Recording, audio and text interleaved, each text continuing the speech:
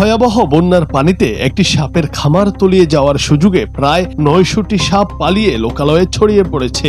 একদিকে বন্যার ত্রাহি অবস্থা, তার উপর ভাসমান সাপের আতঙ্ক, সব মিলিয়ে দিশেহারা হয়ে পড়েছেন সাধারণ মানুষ। একই সঙ্গে ভয়াবহ বন্যা, ভূমিধস ও টর্নেডোর তাণ্ডবে বিপর্যস্ত বিস্তীর্ণ জনপদ।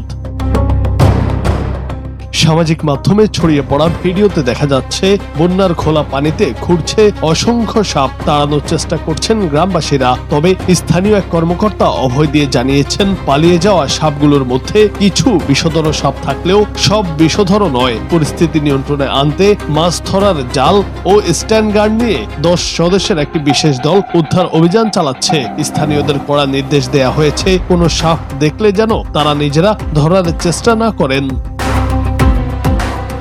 মূলত এই আতঙ্কজনক ঘটনাটি ঘটেছে দক্ষিণ চীনের গুয়াংজি ঝুয়াং স্বায়ত্তশাসিত অঞ্চলে। দেশটিতে সার্বিক বন্যা পরিস্থিতির চরম অবনতি ঘটায় ওই অঞ্চলে সর্বোচ্চ রেড অ্যালার্ট বা লাল সতর্কতা জারি করা হয়েছে। কর্তৃপক্ষ জানিয়েছে ৫৫টি নদীর অন্তত ৭০টি পর্যবেক্ষণ কেন্দ্রে পানি সতর্ক সীমার ওপর দিয়ে প্রবাহিত হচ্ছে এবং দেশজুড়ে ৬২টি নদীর পানি বিপদসীমা অতিক্রম করেছে।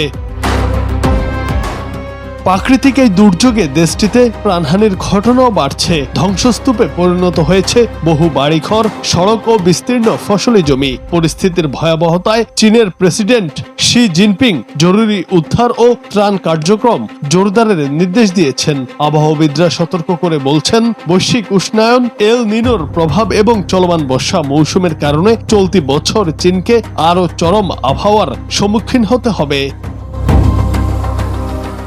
জুনায়েদ আহমেদ, বাংলা টিভি।